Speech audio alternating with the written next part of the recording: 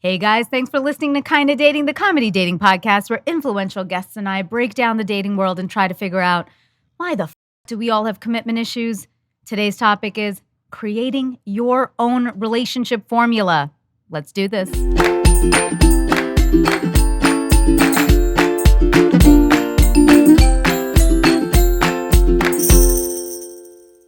Hello, Kinda Daters. I'm Natasha and Aisha. You're listening to Kinda Dating.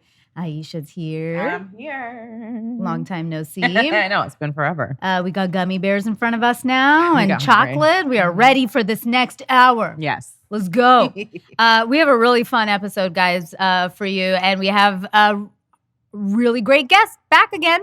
He hasn't gone anywhere. He's just been sitting next to us this whole time. But in advance, if you like this episode, screenshot it, tag us, and tell us what you thought of it on Instagram. We will reshare it. And also tell your friends, guys. Did you tell your friends? Did you tell your friends? Did you tell your friends about the podcast? Please do. And tell them to subscribe to the podcast wherever they get it. Also, leave us a 5-star rating or review if you haven't already. We love to read them. It helps us a lot in the charts, so please do that. Also, follow us. We're on social media. We're at Kinda Dating across the board. I am at Aisha Says Dance across the board. And I'm at Natasha Chandale on Instagram and Facebook and Natasha.Chandale on TikTok. So, guys, when we're younger, we think there's one way to live. You meet someone, you date, get married, have a kid. Life is very linear. It's a simple black or white formula. But then you get older and you start living life and realizing there's a whole lot of gray.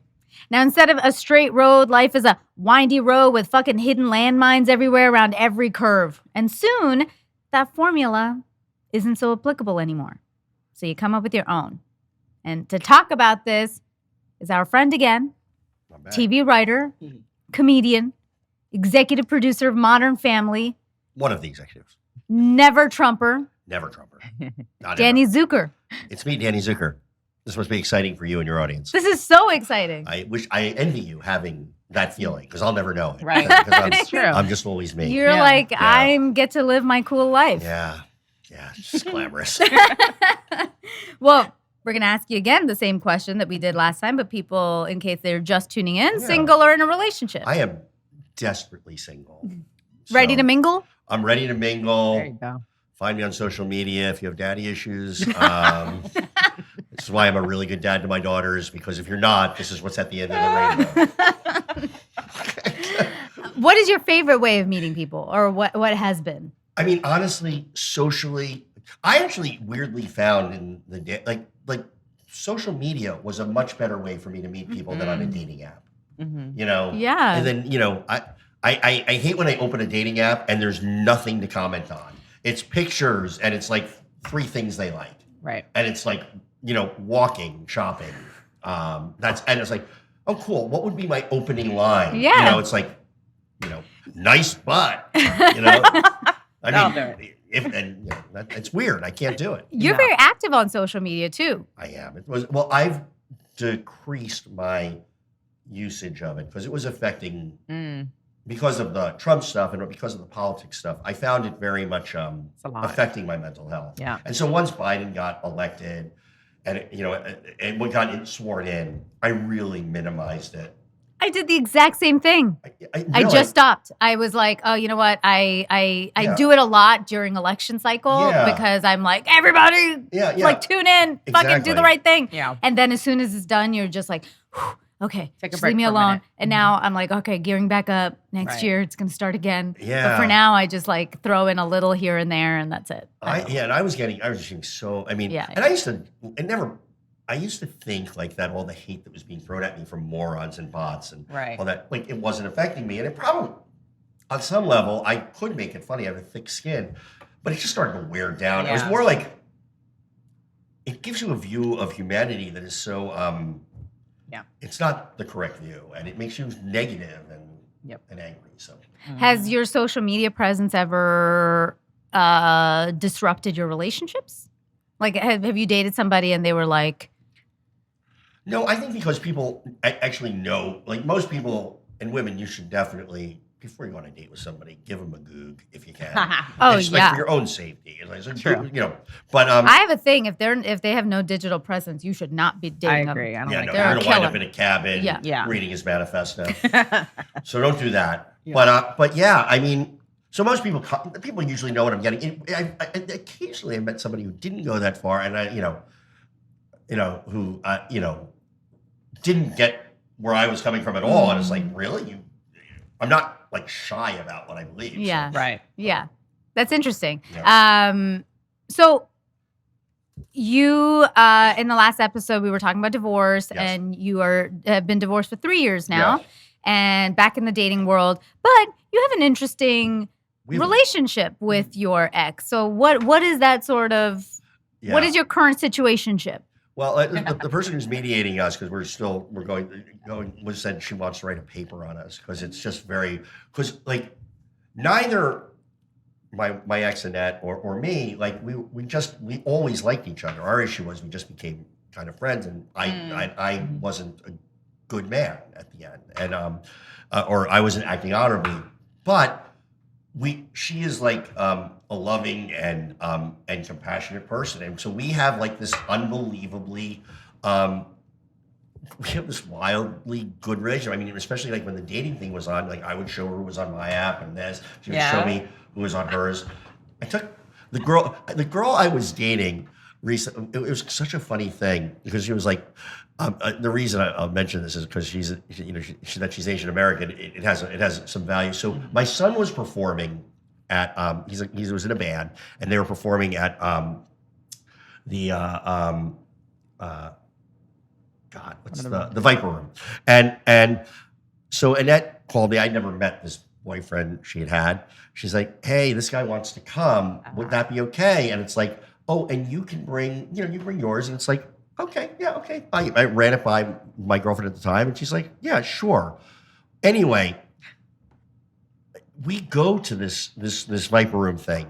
Now, Annette had broken up with her boyfriend, but at one point, but as a condition of them getting back together, he said, "You need to repair your relationship with your ex because she's the mother of your kids, because they like you have a lot of hostility." She got them to talk. So here's what happens.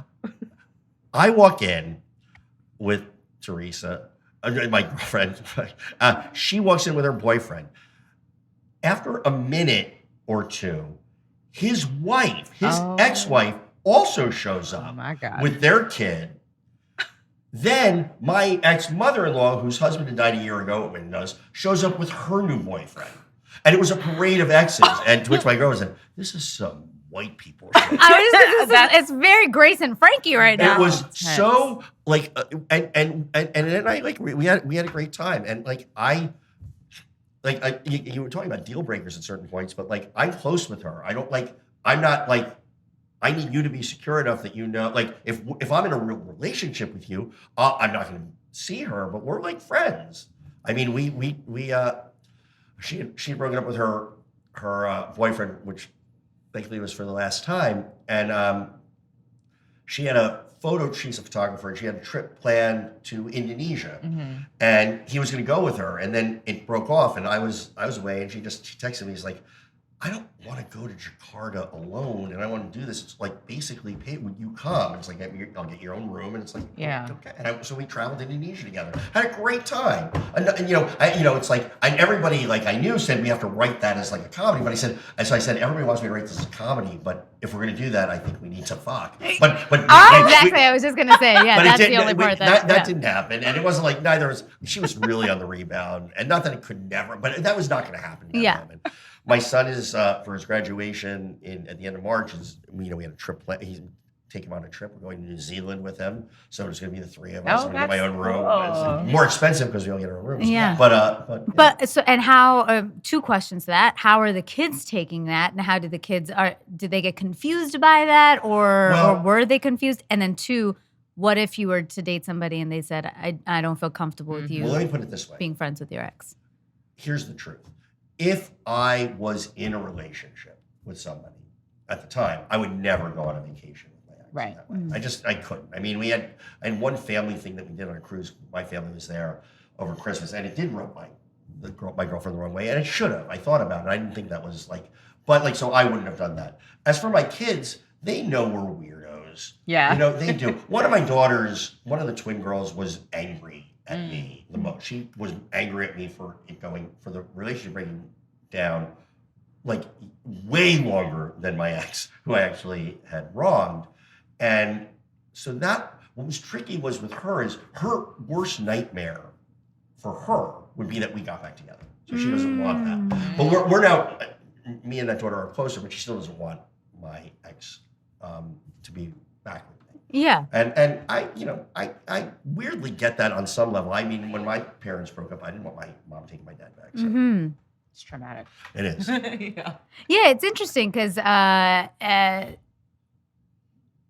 people have their own relationships with their exes, and especially when you were married and you have kids, co-parenting is becoming more of a.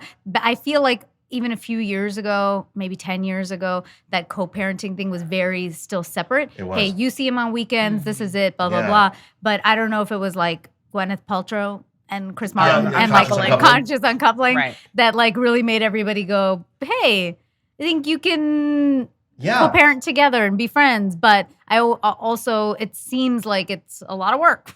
Yeah, it is. I mean, I had it easy. I mean, in terms of like my kids were either about to graduate college or going into college. So no one was it wasn't that custody thing, which can get tricky.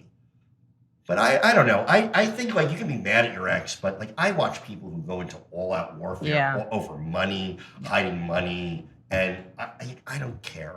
Honestly, I want enough to live. But the idea that I would be hiding money from her, who like was with my kids and did all that stuff, it's just so gross. My dad kind of did that. I guess I don't want that to happen. I feel like I'll have enough, whatever it is. Well, I'll be fine. Right. It's like, and it's not like I'm super rich. It's like I definitely had to lower my lifestyle, but it's like, so what? I'm not going to make her do it. Yeah. So makes sense. Yeah, but So we're on, and it was funny because both. I'm sorry, I'm probably monologuing too much. No, you're great. Because Annette talked about this too, but all of our friends would come up to us and say, "It's always good in the beginning. You need to protect yourself with this, this, and this. You know, she's living in the house. She has a right to the house. All that stuff." And they were telling her, "You need to do this with the forensics." And it's like, okay. And then we tell each other that. It's like, yeah, I believe, like, I don't believe you would do that to me. And it's like, yeah, I don't believe you would do that to me. And so we have our issues, but we know that that's not going to happen. Right. But no one can believe it. And rightfully so. I guess people do turn, but we're not turning so far. We'll see. And like in that vein, like how do you deal with people who have their own like opinions about how a relationship is supposed to be? And like, we're saying these things. I think that we are delightful weirdos. Yeah. So if I take that, if that offends people or they have their own fear, I'm pretty aware that they're bringing that to them. I mean, so yeah, I'm armored against that, I guess, in some way, against their judgment. That's really great. Yeah. I mean, on certain things, I care what people think, but on those sorts of things, I know I'm a weirdo. It's like, I understand, because I do understand how weird this looks. I mean, even when we were on vacation, in this Indonesia thing, it's like, we both just said, because a couple times it's like, we'll just say we're married to people. It's like, because you can't, otherwise it's a 5-minute conversation. Sure. So it was fine. But that was it. Yeah. And I think that's as long as you're both in agreement with each other about what's being said, I think it makes it a little. Yeah, we checked in with each other. Yeah. So. Because I know a few friends who have very sort of unique ways of partnering. Yeah. So, I have a couple friends that love the shit out of each other, but they sleep in separate bedrooms. I know a lot because of those. they have sleep issues. Like one actually can't sleep with somebody physically there next to them, or if they move a lot or whatever, just they can't. And then I have another, my boyfriend's friends who actually fully married. They've been married for like 15 years, have kids, whatever. They live in 2 different like states in Spain, and that was just like they see each other. They're committed. They're not in an open. I was like, are they in an open sure thing? I don't know. That's what they say. They say they're you not. Said they have kids. Yeah, but because one one's job is in another state, Yeah. Oh, that makes Yeah. and the other just is like, my life is here and I don't want to move, and the Straight kids up. are here and whatever, but they're like fully committed, and he flies on weekends, well, and that's they've good. been Yeah. doing that, and I was like, okay, but why? But see, this is the reaction, right? Everybody's like, whoa, why do you think other people have a problem with it? Because we're putting ourselves into it. Yeah. Like if my wife says like I'm in a committed relationship, it's like I'd like a house in Spain where I'm gonna live alone. I'm gonna feel like just because what I'm bringing to the table for me. Well, I guess we're not really married. I might actually be okay with it most of the time, but Yeah. it feels like it's hard to not put yourself in that and think of that as a rejection and things like that. Right. But I know when I do that, I'm bringing my own stuff to it. Yeah, because So interesting. I, personally, I don't totally believe in, I don't believe in marriage. Like, Yeah. I believe in a committed relationship, and I feel the same. and monogamy, but the ritual of marriage is weird for me. And I'm just very unsure of kids. I've always kind of been like, I don't know. But other people have such a weird thing about, and then I've always said, well, if I were to ever have a kid, it would probably be through a surrogate. And other people have so many issues with these things. I'm It's like, why do you crazy. care? No, it's crazy. Women are, especially in that group, and men too, but they bring so much about children. Like, I Yeah. have never been evangelical about children. I mean, I think it's like, I'm glad I had them. I also know if I never had them, I would have a rich, fulfilling life in other ways. I wouldn't know what I missed. I'd be happy. Yeah. And most importantly, much richer. That is true. It's very but, true. but no, but I love them, and I bring, it's great. But yeah, my ex worked as a social worker and worked in foster care and adoption, and it was a common thing that I never knew. I put this in the script once, but that so she has somebody up fostering a baby or something like that, and they're out in public bottle feeding it, and Right. somebody feels the need to come up to them and say, "You should really be breastfeeding." Oh, that is wild. Is that the crazy? And Oh my we heard God. that complaint a couple That times, is- and it's like wow. people are just like that evangelical instinct about Yeah. anything, religion. Like, I don't need you to believe what I believe. Yeah. But people are so their own belief system is so fragile that unless they can get Oh yeah, that's what I audacity. It's used to chalk it up to, because in the Indian culture, it's a very famous thing of Indian aunties. Indian Yeah. aunties love to have an opinion about your life, and so they would, before I even had a boyfriend, they would be like, oh, you still haven't met anybody? Why haven't you met somebody? And so then I had to learn to turn it around and make them feel even shittier about their lives, where I would be like, oh, well, it's not about just meeting anyone. It's about meeting the right person. Oh. And then I could just see their life flashing before their eyes, because I knew they made shitty choices. That's amazing. And that's what it was about. It was that misery loves company. Yeah. So they're like, they've made shitty choices and settled, and they're like, you should settle. Why are you going out and living your best life? And No, I get that. My dad was it reminded me of my dad in this way, because my dad, I never wanted to do anything other than comedy. From the minute I could tell, I was Right. 5, I knew I wanted to do something in comedy. I loved it.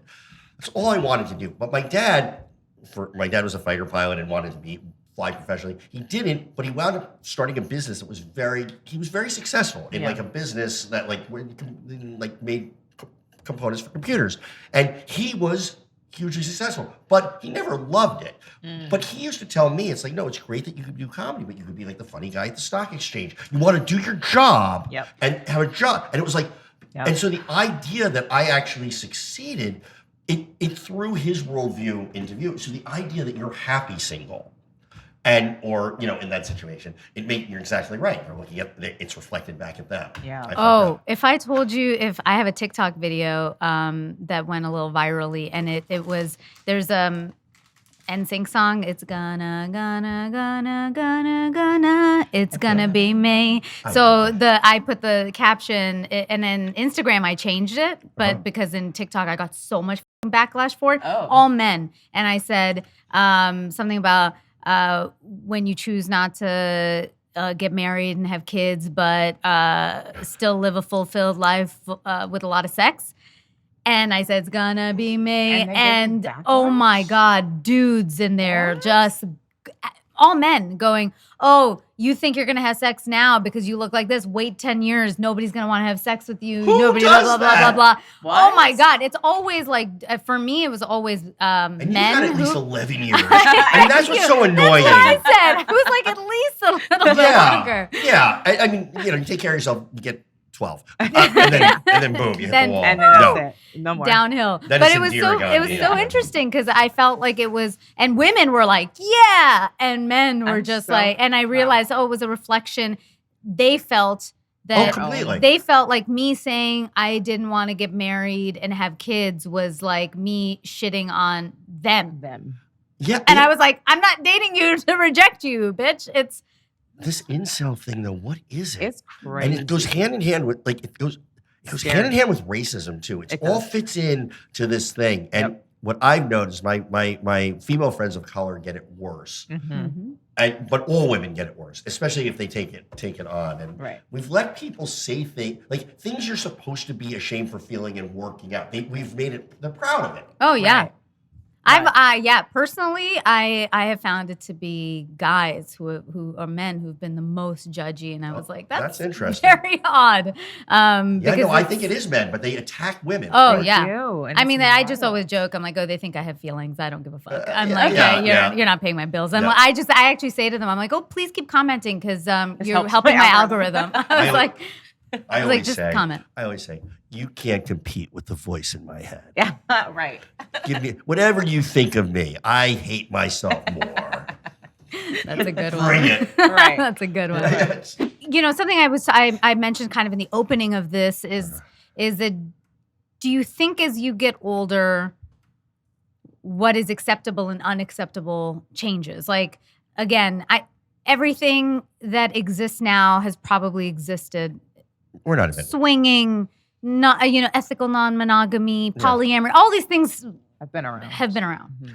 But they feel much more acceptable now, where there are a lot of couples who openly are like, hey, we swing, we are in a polyamorous relationship. I know a lot of writers who are open. Yeah.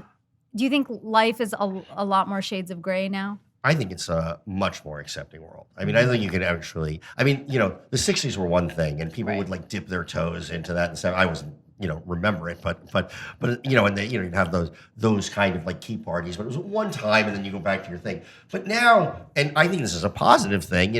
We're much more open about whatever sexual arrangement you want to have, and I grew up in in the '80s, and it was like even just the gay straight stuff, like seeing at my son's prom, like gay couples coming over and there, like the gay friends I had in high school had to graduate early to get out of there. It was so tough then. And I think people are, we have a thing called slut shaming. Like you can actually be called out for that, which is fucking great because it was always a stupid idea. No woman can be a slut without a guy. I never fucking got that. Yeah. But it was like, and so, but I'm glad we have that. So I think that there's, I mean, not, go to a MAGA rally, you'll get it all. Yeah, But of course. but I'm just talking about in the literate world, you're not gonna get that. So I think it's a positive. I mean, I've left my kids a terrible planet in every other way, but at least this part is good. Yeah. That's actually a very good way of putting Yeah. it. I mean, Aisha, you want to talk about communication stuff? Yeah, I mean, so how important is communication in these kind of situations that are quote unquote not of the norm, From what I mean, I have friends who are like, it's not like they swing, but like I have couples I know where they bring and they'll both pick up a girl and they'll have those nights. Right. But what it is the ones who are successful and they're not, or both parties are into it, and you know what the ground rules are. Like everybody's very clear on what the rules are. And whatever those are fine, but that if you deviate from those rules, then you talk about them because it's so fragile. Right. Even everybody's so cool with all this stuff, but eventually feelings can get hurt. Yes. And you're walking such a high wire. The only way that would last so I think in any relationship, it's just like, I like that. I don't like that. Wrong hole. All of that stuff. Is it in? Is it in? Call back. Yeah. Call back. Are you done? That was fast. So speaking of communication as one of these sort of lessons, you worked and, helped shepherd a lot of a very famous show Yes. called Modern Family. Ever heard of it? I don't know, guys. Have you? Hold for applause. So what did you learn from doing a show like Modern Family about the dynamics of modern families? It's a really good question. I actually wrote the thing. It does force you. Well, let me talk about my daughter Lily for a second on this. There was a time when she was like 14 and really mouthing off to me. And I said, you said, you're the worst dad ever. I said, okay, if you say, I know you're mad. You say that again, I'm going to take away your phone. You're the worst dad ever. I take away her phone. Right. Now it escalates even further. She's like, okay, I'm going upstairs. I'm pulling out the TV. I'm starting to unplug the TV. I can't wait. And she blurts out, how come you can write such a great dad, but you can't be one? Ooh. And I immediately gave her back her stuff, went to my office and wrote. I said, that's brilliant. Thank you. But it was true. I mean, it's a weird thing because I watched a lot of marriages fall apart while we were on that show and all this. So we are writing. We know what an ideal husband would be in Philadelphia. We know what that should look like. We know that aspiration. So we can't say we didn't know when we act. Yeah. So we do introspect on it a lot. So I think I think not just Modern Family. I think anytime you're writing, if you're really writing honestly, it's forcing you to examine those things, don't you think? Yeah, 100%. Yeah. I mean, I always say that this podcast has made me 10 times more accountable than I would have ever been in anything else because I now feel like, I have to do the things that I am telling other people to do.